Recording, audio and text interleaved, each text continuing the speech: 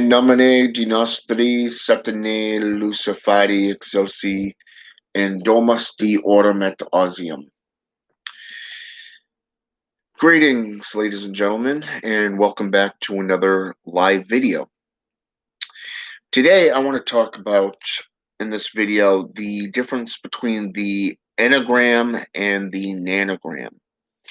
Okay, and my personal research into this, and after I've come across this within the Grimoire of Belial that was put out by How to Become a Living God. And it was something that enticed me because when I first heard of Nanogram, I was thinking, going to like you know, a woman doc, one of those doctors that deal with the breast and all that stuff. But it actually turns out this is not what this is. And I found it very interesting because these two things, one speaks to a family and the other refers to a nine-pointed star. Okay. And when we get into occultism, we find that there are different things from the um, the heliogram, the pentagram, various different symbols have certain amount of power to them, but one of the main focuses is the nine-pointed star, which is considered to be one of the most powerful and potent ones. Not just one of the pentagram, which can be verted or inverted. But in this case, the enneagram is the nine-pointed star.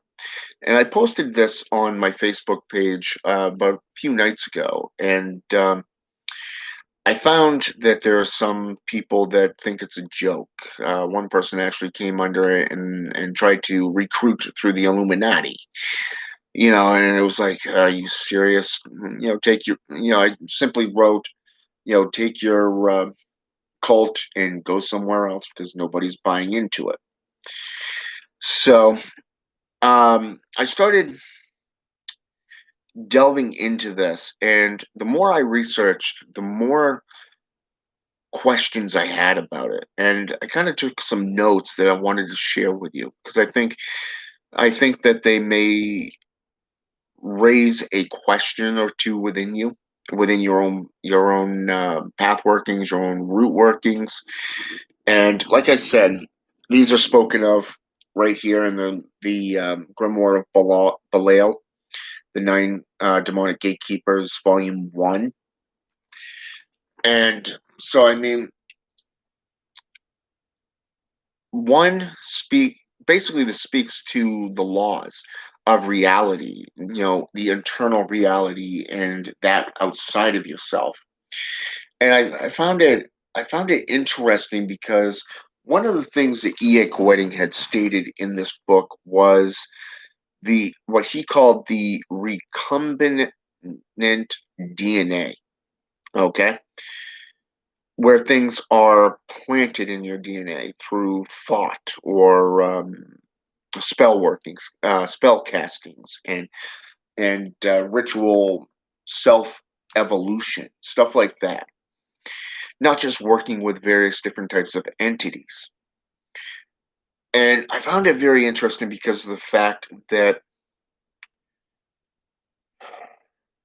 the way he put it was the others planted among the watery spheres.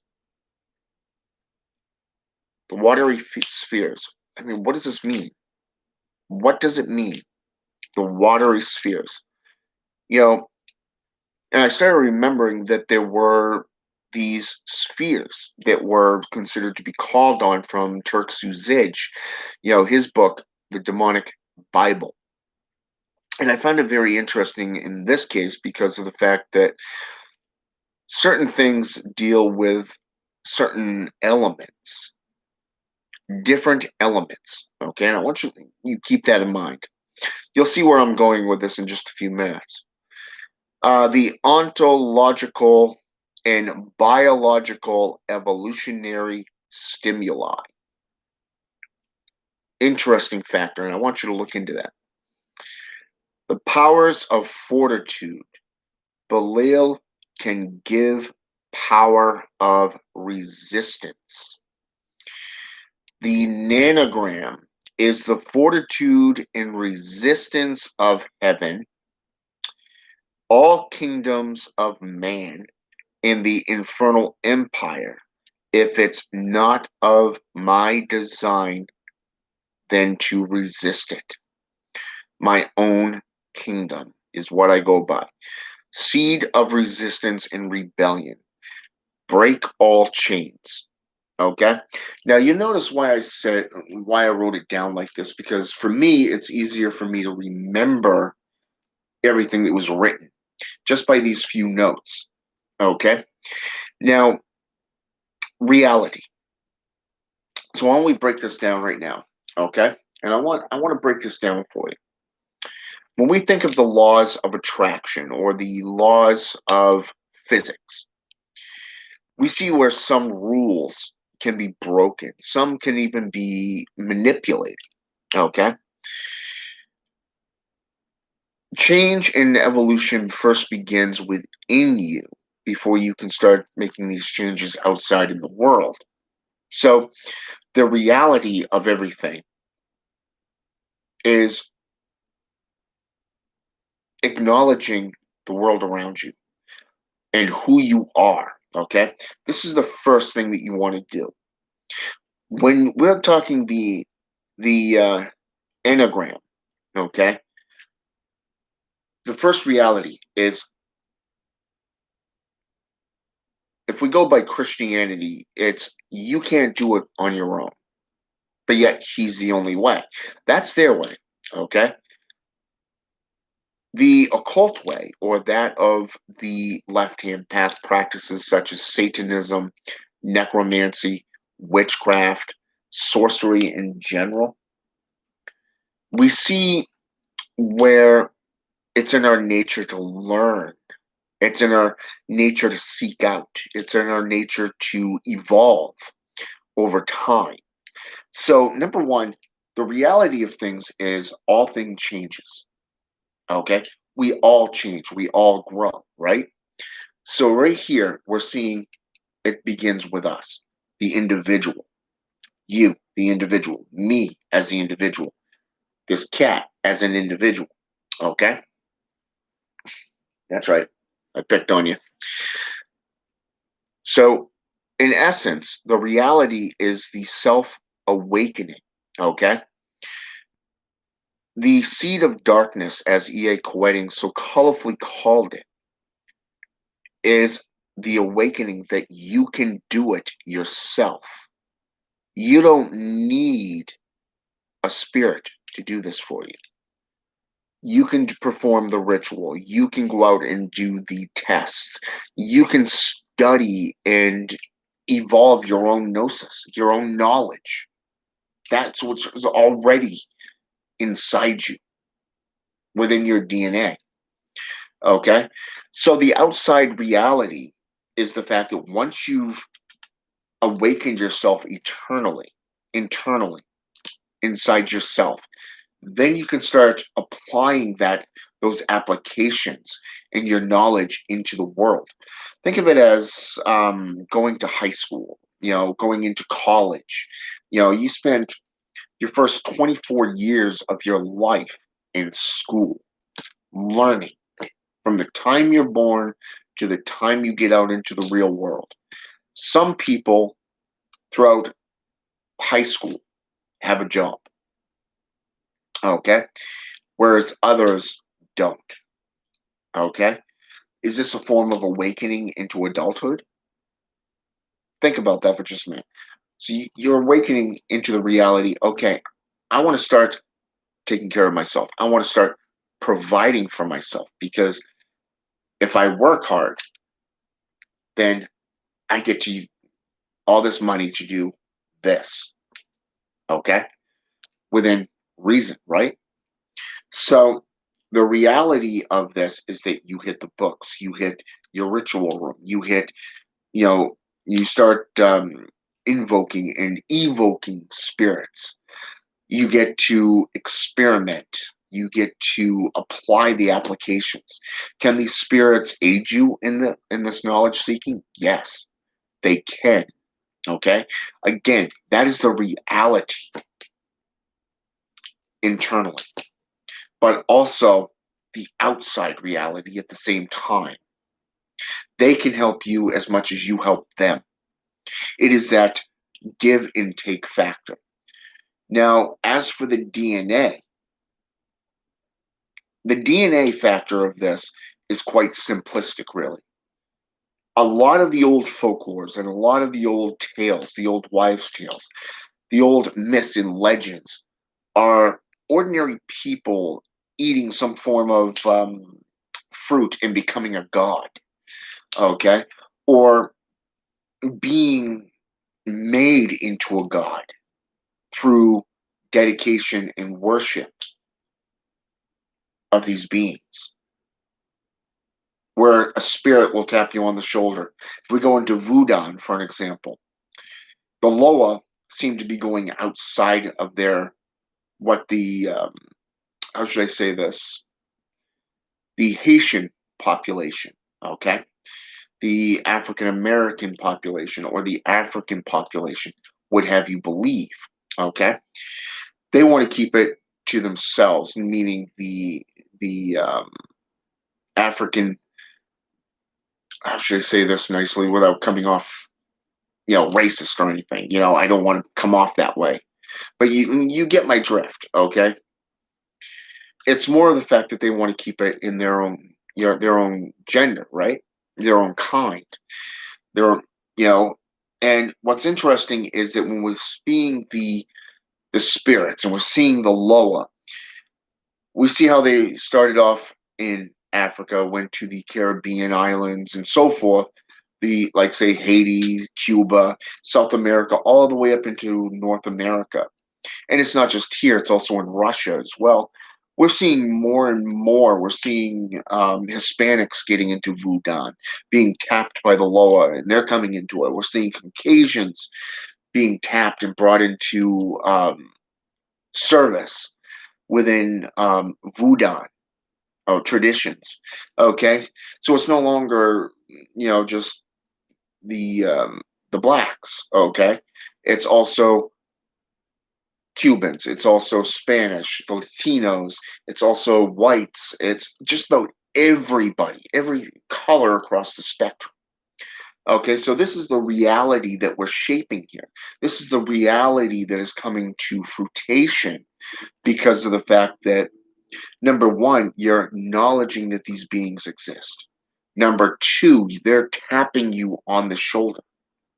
Those of you who have known spirits since they were children know exactly what I'm talking about.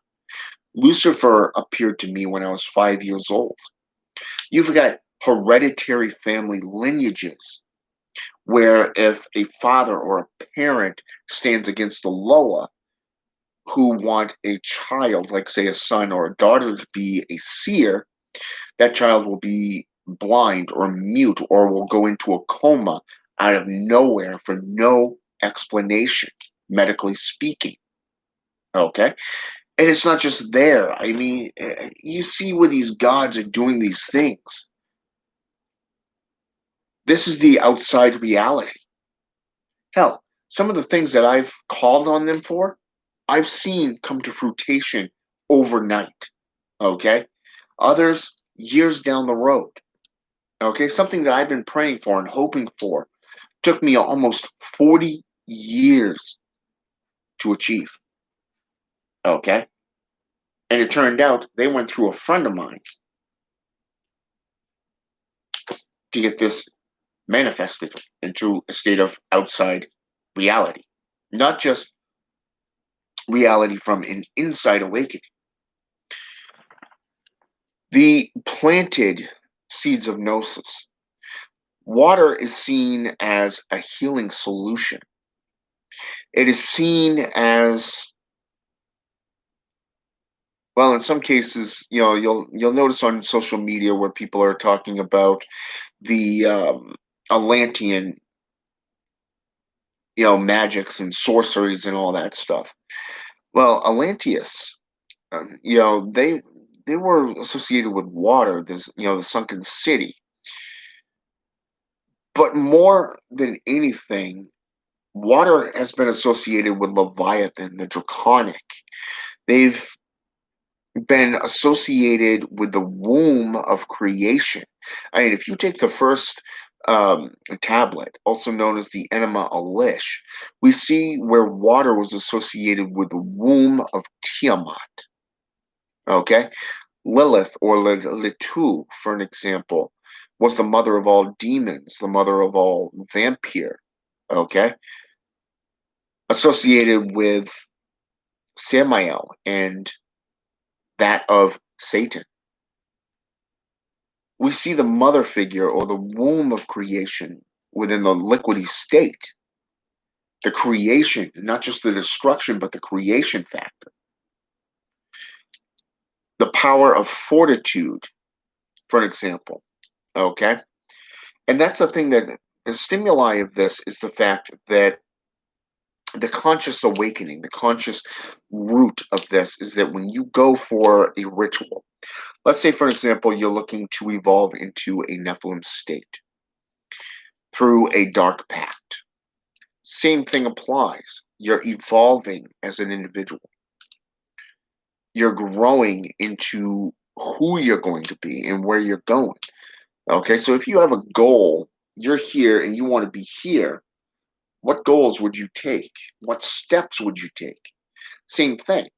So in this case, making those deals, making that awakening, delving into that hidden knowledge, that apotheosis, that gnosis factor, you're going to see where you're fortifying your reality, because number one, prayer allows you to remain constant within these spirits forefront of their mind. Okay, but more so, it helps build up that psychic connection between them, the spiritual connection, the ontological and biological evolutionary stimuli. This is more of where they stimulate you through things like the Kundalini, the mantra, okay, the chakras, and help you to grow spiritually and awaken you on depths that you would have known if you remained innocent. Think of the forbidden fruit from the tree of the Garden of Eden. Same thing. What if you never ate of that tree? What if you never took that apple? And let's say, for an example, your wife, or let's do this from an Abrahamic system. Just for a moment here, let's utilize this as a thought. Let's say, for an example, your better half gets tricked into eating. Let's say your better half was told, like Eve was, that if you eat of this tree, you will die. But yet here you have a serpent telling you, no, that's a lie. Okay? If you eat it, you will not die, but you will live. Now, think about this from Genesis chapter 3, verse 5 and verse 22. Okay? In verse 22, it says, and the Lord God says, hey, here is man who has become like one of us, meaning other gods. Okay? And if you reach out your hand, partake, and eat thereof, you will become as gods. Okay? So, right here, we're seeing where there's, number one, there's other gods. This is just in the book of Genesis, chapter 3, verse 22. But yet, let's go back to verse 5. And this is why Adam and Eve were told not to eat of that tree. Because on the day that ye eat thereof of the tree, you will become as gods, knowing the difference between good and evil. Okay? Basically meaning self-awareness. Now, in this case, Adam and Eve realized that they were naked. They had no clothing on. Now, imagine that innocence where you can just run down the street without a care in the world. But what happens when you become self-conscious? What happens when you become self-aware? Do you evolve on a conscious level? Do you go out and you fix fig leaves for clothing? And what if your God suddenly shows up and wonders, hey, why are you hiding from me? Well, we were naked. We didn't want to mean disrespect by standing nude in front of you. Okay. So the ontological and biological nature here would be the physical and the spiritual becoming awakened to a higher cognitive state. Christopher Penziak literally breaks this down in his third volume, The Temple of Shamanic Witchcraft. Hey, Shelley, welcome back again. So, in this case, when we look at this, he breaks the mind down into 7 categories from the top down, but also 3 sections of the brain going from the frontal lobe to the rear. The shadow being in the rear. This is stuff where we tend to let all this pain and the minor damage get, we push it back to that point. But when we're in meditation, when we're working on our breathing, especially through spiritual knowledge, okay, spiritual and ritualized ceremonial workings, such as working with the mantra, the kundalini, the breathing exercises, getting into a pure meditative state, we are tapping into a what is known as the alpha state of mind. So in this case, we are seeing the ontological and biological factor of evolution. You're taking in more oxygen. Your body's healing. It's being purified by the oxygenation of what you're inhaling, but also dissipating the negative of what you're exhaling. You're gaining more power. You're gaining higher brain function. You're literally gaining benefits just by this alone.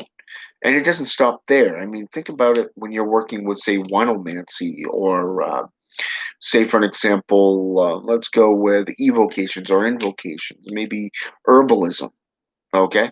Imagine what would happen if you applied all of these to your rituals, your spiritual conjurations, if you wish. Okay? The fortitude of power. Okay? The power of fortitude, the power of resistance. Now, what happens when you gain this? You've gone out, you've gotten the material, you've gotten the books, you've studied, you've practiced, you've begun gaining self-awareness. You're becoming more sensitized of your surroundings and the spiritual energies and the currents not only within you but outside of you. And all of a sudden, you're met with that resistance. Let's say, for example, you used to be Christian, and all of a sudden you got these Christian ministers coming your way. Well, you're serving the devil, right? You know that God's the only way. Well, that's the vision of your perspective, right? Think about it for an example. To a Satanist, Satan is God. Satan is God. Hell, even in the book of even in the book of Second Corinthians, chapter 4, verse 4 says that Satan is the God of this world. Imagine that. But yet nowhere in the Bible does it say that Yahweh is. No. In fact, what it does say is the Hebrew and the Jewish names of their so-called Messiah, who ironically was a practitioner of the arts, the black arts. Think about it for a minute. He was into necromancy. He rose two people from the dead. He was into witchcraft, elemental witchcraft, because he controlled the elements, such as water, such as um, the air. Ironic.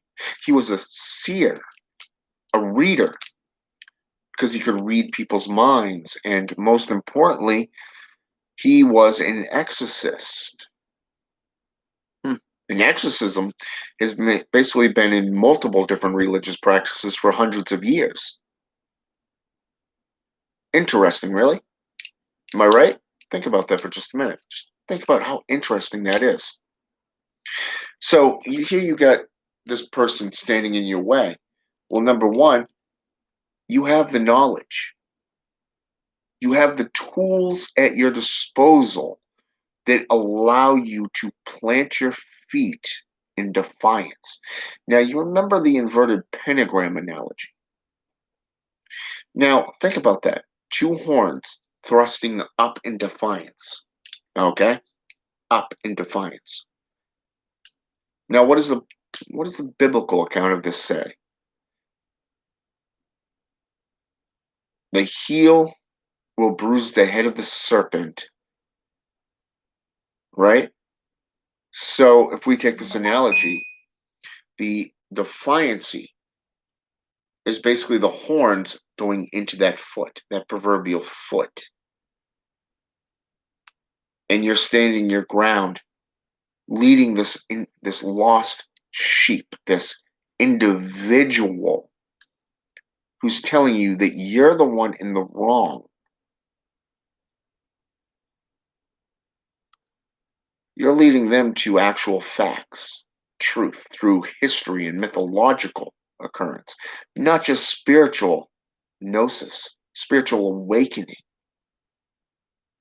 What happens when that proverbial veil gets pulled back? Your eyes are open, the scales are removed, and you become enlightened. That's an enneagram for you, where you're able to call upon these spirits into full manifestation, where you're able to call upon them through conjuration and rejuvenation of corpses and so forth, to find upon that path to which you walk that fits you as the individual. Okay? So now let's look at the nanogram aspects.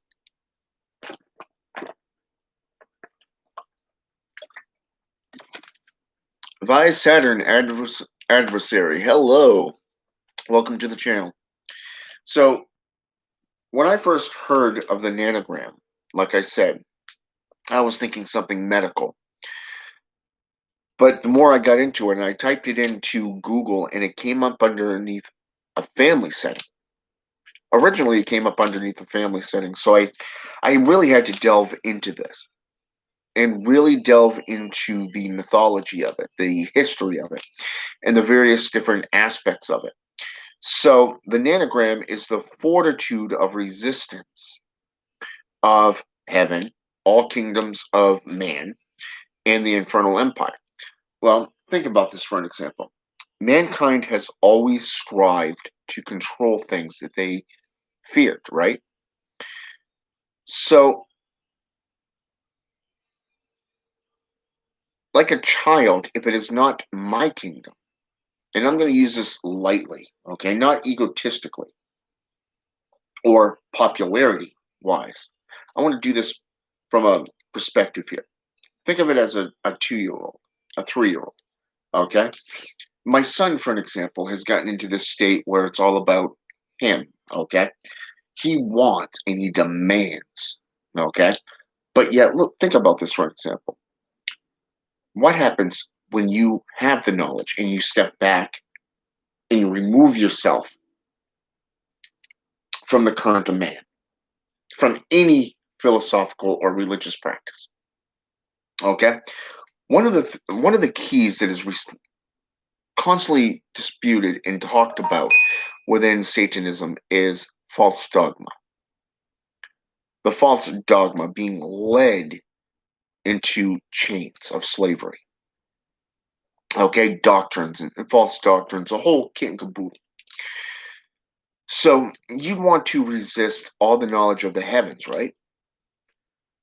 Unless they are backed up through history and mythological settings. All the kingdoms of man is just mostly about monetary wealth, gain, popularity, power. The infernal empire is chaos. It is that watery womb setting of constant darkness, that blackness, that hardship. So you'd want to make your own kingdom, your own stake in this world, right? Now, how do you do that? Through study, practice, dedication, commitment, and hard work to your goal. All right. Sometimes it is that control factor that you have to give up. Whereas others, it's a matter of being led by the Spirit. Okay. One of the when I was reading down through this, one of the scriptures that it literally came into mind from years ago when I was studying to become an ordained minister was Second Corinthians chapter 5, verse 7, where it says, walk by faith, not by sight. Okay. Basically being led by the Spirit, not the physical. Okay. Now, when we look physically, we only see a certain perspective. The eyes can be deceiving. Therefore, you want to be led by your own spirit. Therefore, you want to, you want to, if it go with the factor, if it's not of my own will, my own being, why would I believe it? Again, the analogy of the horns being thrust up in defiance. My own kingdom. Even E.A. Quetting spoke on this. The seed of resilience, the seed of darkness, okay, and rebellion. That is the one thing all humanity has in common, but very few have what it takes to rise above the others, the herd conformity, and become more, evolve, and desire to be more. In this case, rituals and working with spirits would be an outlet for that self evolution. Okay, either by learning and working with demons or angels, the jinn, the ugan, the loa, whatever. Okay, it's there. This is a way for you to evolve, to break the chains, as they say. Okay, and now what do I mean by the chains? Is it physical chains? No, it's a spiritual chain. It is the mental blockage that is the dogma and lies. Okay, when we look around in the world today, you're led to believe a certain thing. Okay, when we look at, say, for an example, let's go with the governments worldwide, for an example. Okay, they're saying that this coronavirus is very serious, and that you have to now they made it into a law stating that you have to wear a mask when you are entering into a place of business. Okay, remain 6 feet apart from any other soul. Does this not scream Islamic? I mean, think about it, or even Korean for that matter.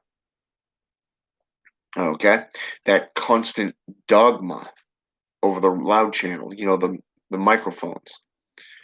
But yet, then you have the CDC secretly updating their website. Hmm. Well, I can't tell you how many people have actually done the math. Hell, I did the math. And I was talking with my boss about this because of the fact that if their math from what the CDC put out is accurate, then there needs to be a whole bunch of people that should drop dead. That's about 85 to 90% of the populace worldwide. And that's just by the figures that the CDC put out. 80 to 90% of the populace. I mean, I look at my job. I'm a cashier, part time, for a fast food chain. I deal with roughly about anywhere between 6 to 900 people in a run of a day. Now you times that by 4, that's about 28 to 2,900 people in 4 days. And that's 6-hour periods. Hmm. You think of the medical personnel. If this was this bad as they're claiming, who do you think is going to get it first? The person on the front lines, like the medical personnel, or somebody working in a fast food joint, dealing with all these people, your money? I mean, think about this for just a minute. Therefore, the math doesn't add up. They're constantly changing their stories, secretly scheming behind closed doors, updating their computers when nobody else is watching. Well, right there, you just had a spiritual awakening to false dogma. Therefore, that chain, that proverbial chain, has been broken, and you are more self aware. Think of somebody who has had a near death incident. You'd be more aware of your surroundings. You'd be more paranoid, of course, but still. Super Gnome 369. What's going on? Basically, we're talking about the Enneagram versus the Nanogram. So, when we look at just about everything in the world going on, I mean, you got Hollywood pushing their agenda. A lot of things are going more, you got to be sexy, meaning thin. Others, you got to be bulky, masculine. Not like China masculine, but, more like, say, for an example, John Cena or Roman Reigns, you know, maybe Arnold Schwarzenegger in his prime, Van Damme, even. Okay. This is what I'm talking about. Okay. From a Hollywood produced propaganda. Okay. Then you have the religious dogmas on top of that. You have the governments spewing their dogma. So which of these is true? Well, if we go by the anagram and the nanogram analogies and their perspectives, you are awakening as a practitioner. You're awakening to the truth, and that veil is being pulled further and further away from your eyes to self evolution, self apotheosis. You are breaking all those chains. That is a good thing. So when I read this within the grimoire of Belial, okay, put out by EA Quetting, How to Become a Living God franchise, it kind of caught my attention because I've been aware of the nine-pointed star. I've been, aware of several other occult symbols as well. So this one here really caught my attention, and when I looked at this, I found photos on Google with various different meanings, from emotional to physical to spiritual to stress levels and so forth. Okay. There's so much that goes into just these two symbols, these two icons.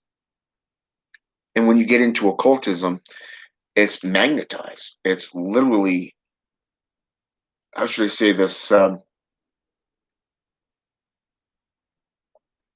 Evolution. So I think that Eik wedding was actually right on the money on this one, just from my own studies into these two names, these two symbols. But don't take my word for it. Go out and research them for yourself and see where it leads you. All right? With that said, have a good night, and until next time.